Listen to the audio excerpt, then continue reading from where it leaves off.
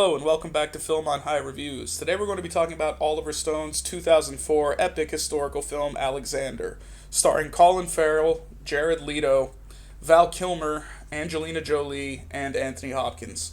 The film tells the story of the ancient Macedonian king Alexander the Great, who waged an epic military campaign through Western Asia, in an attempt to unite the world under his own empire. The version that we're going to be talking about is the unrated final cut, not the original theatrical cut. So this version is much fuller and includes a lot more scenes and just kind of flows better. So, what did you think of Alexander? Wow. In short words, wow. In a long and lengthy, you could say, look at the film. It includes all the story beats that you would want from a movie, but just expanded as if maybe that nowadays we have Netflix shows that could theoretically tell a story exactly like this, but to do this in a capture movie, the scope. Yeah, but to do this in a movie format where there's even an intermission in the middle of the movie just for you to kind of like, okay, let me recap on what just happened, because there is so much and it's all great and it really touches the subjects that in our everyday life, like you look at Alexander the Great himself, there's so many myths, so many stories about him, but we see it today with some people that are becoming what will become myths. So it's an interesting tale. Yeah, that's what makes kind of Alexander the Great a fascinating historical figure, because he was one of the first, like, really big sort of conquerors with a huge vision for the world, and he sort of set the stage for a lot that would follow him, like Caesar and Napoleon and people like that. And, whether that's a good thing or a bad thing is kind of debatable, but, the film, again, like you and me, we're not really that historically, educated. Yeah. Exactly. Like, I know a little bit, but I'm not, like, a historian on the matter of Alexander the Great, but from a purely, like, cinematic perspective, and in comparison to a lot of other historical epics that I've seen, this one is fantastic. Like, I'm really sort of surprised that it wasn't better received, although there's a whole lot of reasons for that. Like I mentioned before, and like you mentioned with the kind of scope of the film, apparently the theatrical cut was really not that good. It was severely cut down and butchered to kind of fit the more mainstream theatrical idea of what a film should be, and it was also competing with a lot of other historical films at the time, most notably Troy, which was a pretty big hit. Mm-hmm. And also, the film was controversial for its depiction of Alexander the Great's homosexuality, or bisexuality, I should say, which is kind of a debated issue by historians. And again, it was kind of something that they were kind of damned either way. Damned if you do, damned if you don't. If you don't include it, you're going to have people saying, oh, well, you whitewashed it and you didn't want to actually show history. And if you do include it, you're going to get people who are going to be offended and say, no, none of that happened. And that's what happened. Some people did protest the film. But, I just think, people weren't really ready for this kind of film. But it's really incredibly well made. Like, just like the sets and the costumes and the way that the battle scenes are depicted. Like, there's really two huge battle scenes in the film. There's the Battle of Gaugamela that opens the film, and later on there's another battle that happens in India, which is just spellbinding. Like, they really went out of their way to depict, like, the epic kind of just hugeness of these battles in a way that you don't see in a lot of movies. Like, I think Oliver Stone, because this was a passion project for him, he really admired the story of Alexander the Great, and he wanted to make this movie for the longest time, and he eventually got to make it and got a pretty decent budget, so he went all out in just depicting the period and the warfare, the fashions, even some of the ceremonies and the myths and the religious customs. There's a lot of mention of, the gods, Dionysus and Zeus. Alexander is said to be like a child of Zeus by his mother. And, just on that aspect alone, like, I think just on a purely visual and cinematic aspect, the film is really amazing and much more worthy of the 16% it was given on Rotten Tomatoes, but, that's another story. I won't get into that. But then, there's other issues we can talk about in the film, like, for example, the performances. The issue of performances in the film was also a bit controversial. Some people didn't like the fact that Colin Farrell was cast in the lead role because he's an Irishman playing a Greek or a Macedonian, I should say. And also, since he's Irish and he couldn't really master the accent that well, Oliver Stone made the creative decision to have most of the Macedonians speaking with Irish accents. And maybe this wasn't the best idea, like especially Val Kilmer at times, his Irish accent sounds a bit goofy, but like I don't think it kills the film. Like it's not so bad that it utterly destroys the film. Like there have been plenty of historical epics with weird accents, Romans talking like, posh British people. So I don't think it's that big of an issue, but yeah, a lot of people kind of tend to harp on that, but I think Colin Farrell's performance is pretty good despite all that. Like he kind of captures just this young, kind of passionate visionary, like he kind of the film doesn't just focus on Alexander's kind of martial prowess and his prowess as a commander. It also dives into his various relationships with his mother, with Hephaestion, who's kind of his childhood, boyhood friend and companion, with his wife Roxana, and also with Bagoas, who's kind of a young eunuch courtesan that he almost takes as a battle trophy after his conquest of Persia.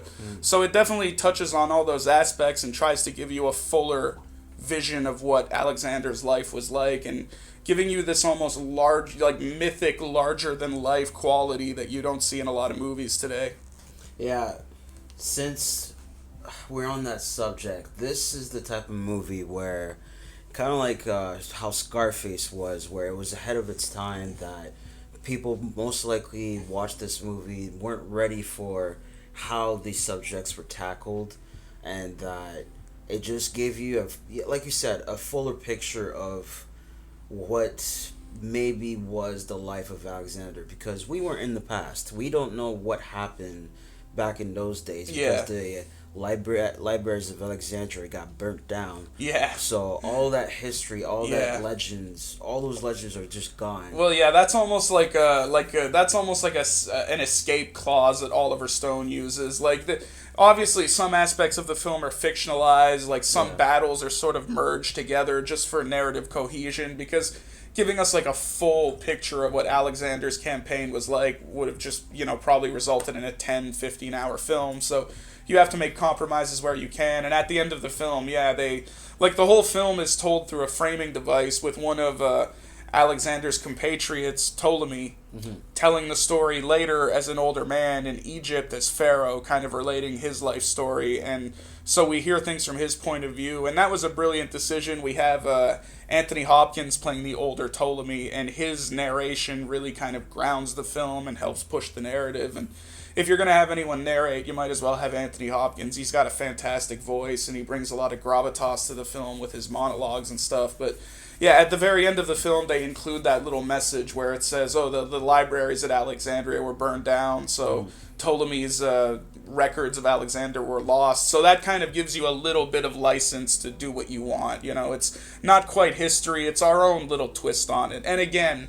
when you're dealing with a figure like Alexander the Great, who is so huge, one of the most important figures in our modern history for sure, and again, it's a person that people are going to have different opinions of, I'm sure some people think he was, a great man with a vision. Some people think he was just a butcher and a conqueror.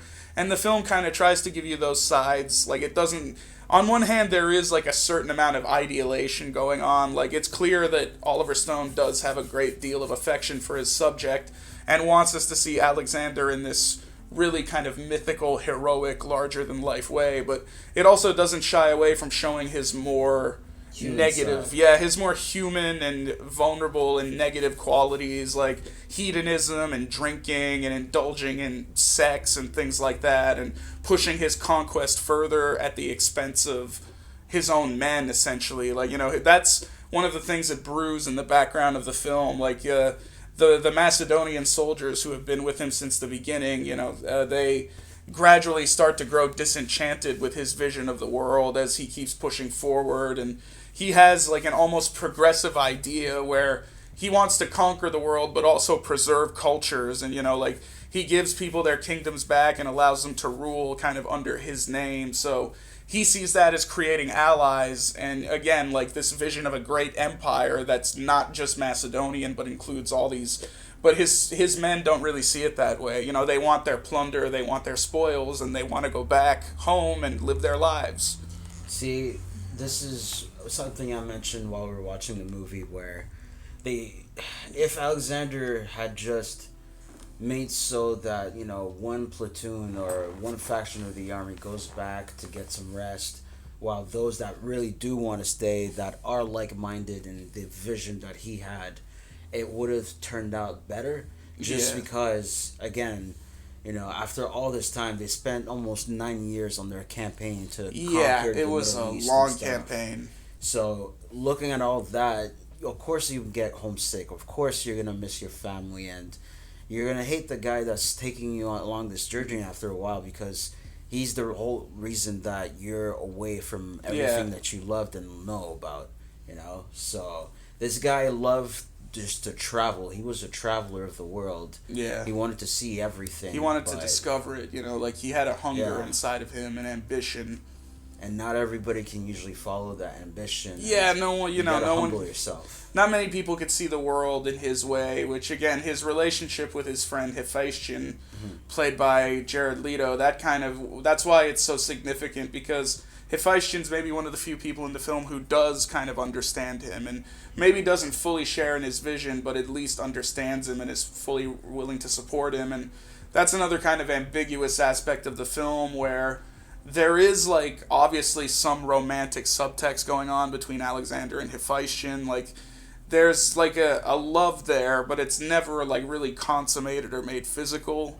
Which, again, I think was almost like playing it safe, because, like I've said, apparently, like, Alexander and Hephaestion's relationship in real life, it's kind of, no one's really sure, you know, definitively what was going on there. So it's maybe kind of playing it safer not to go, you know, all the way with that one way or another. But yeah, you do get a clear sense of this guy means everything to him, like almost his soulmate. Like, he relies on him for his support, and even as things start to fall apart, Hephaestion's always there for him. And pretty good performance by Jared Leto. Like, he doesn't really have to do much, to be honest. Like, he just kind of stands around looking pretty most of the time, but I thought he did a pretty good job. His chemistry with Colin Farrell was believable. You really get the idea that these guys have been together their whole lives, and, you know, they mean so much to each other.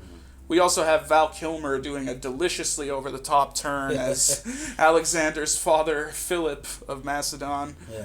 And just, really playing it to the hilt as this kind of old, drunken, lecherous guy who he's, you know, sort of past his prime in a way. Like, he's just, but at the same time, he still commands respect. And in real life, he was, like, you know, the film kind of maybe depicts him in an almost, I don't know, like, almost like cartoonish way, but in real life, he sort of set the stage for Alexander's later conquest. It was, a lot of it was his plan. But yeah, I really enjoyed Val Kilmer's performance, just because he seemed like he was having a lot of fun with it. Like, it's hard not to smile when he's on screen, even when he's being despicable. That's the thing. For a 3-hour-and-a-half epic of watching all this, like, political stuff versus war, you really get a sense, and you really get captivated in the moment, just because it's easy to follow enough if you're able to open your mind up to A, why Alexander was doing what he was doing, but B, also understanding why the army wanted to go back. You can see both sides, and that's what a great movie does usually. It's able to show you both sides of the same picture. Well, again, like, they tried to present, like, a nuanced vision of what was probably going on, with at least, like, with the information they have. And again, it's basically, what sources is it going to come down to, because everybody has a different idea. But yeah, the film has an kind of weird structure where we go back and forth a lot across time. Like, the film kind of opens with Alexander's death, of all things, and then starts to flashback, showing us his previous life. We see the decisive battle at Gaugamela that kind of led to him conquering the Persian Empire, Persia. And then we flash back to his childhood with his parents, and we keep going back and forth in time. But the film is cut into, like, almost like little sections. Like, you know, you have, like, little sections where, okay, this is happening, and that makes it sort of digestible, even though the film is so long. Like, there's a almost like nice pacing to it. Like, I just, like, I've watched the movie a lot, sometimes just putting it on in the background because I just like the vibe of it. It's a movie you can kind of just sit back and, yeah, sometimes I like to just put it on in the background because it has like a nice, relaxed pacing to it, and you can just kind of sink into the performances and the sets and just the beauty of the film. And, good performances all around, great set design, great attention to detail. And yeah, it's a shame that the film wasn't received better at the time. Like it apparently was a bit of a box office failure, and it didn't review very well. Like again, back to the 16% on Rotten Tomatoes thing, which just boggles my mind. But it did have a bit of a redemption later on because Oliver Stone kept kind of coming back to the film and making different cuts of it. He's done many additional versions, and I think it ended up becoming like a pretty huge seller on DVD. So he did kind of, win back the crowd in a sense and did kind of redeem the film from its original failure. And I think it's good. I think people are starting to appreciate the film more and open up to it. And I think that's great. I think we should have like more historical epics like this. See, I'm watching this movie, and Alexander does not shy away from battles. Throughout the entire movie, we get to see a lot of kings fighting from the background or commanding their armies like tacticians. Well, this guy made the taxes on the fly. Yeah, Alexander's right out there, and apparently that's true to history as well. He did participate in his own battles, and apparently he was also undefeated in battle, which adds to his mystique. A lot of his battle plans and techniques and strategies that he came up with are still being studied to this day. Like, yeah, he was a real innovator, and, again, whether Alexander was a great man is really up to your own personal opinion, but, again, the film tries to present us with a fairly balanced portrayal of, again, a very larger-than-life figure that lived so long ago. Like, when you're dealing with someone who lived thousands of years ago, it might as well almost be fiction, Like, by that point, you're going to have a bunch of different historians arguing over what's right, what's wrong, so you might as well just make the movie the best you can and let it be what it is. And I think Oliver Stone did a great job with this. Like, yeah, like, it's the problem too with a lot of like historical epics, they sometimes get too enamored with the action and the violence and stuff like that, and I feel like that's one of the things that this film sort of sidesteps. Like, there's no flashy duel scenes or one-on-one battles. Like, when the fighting happens, it usually happens in really messy, huge engagements,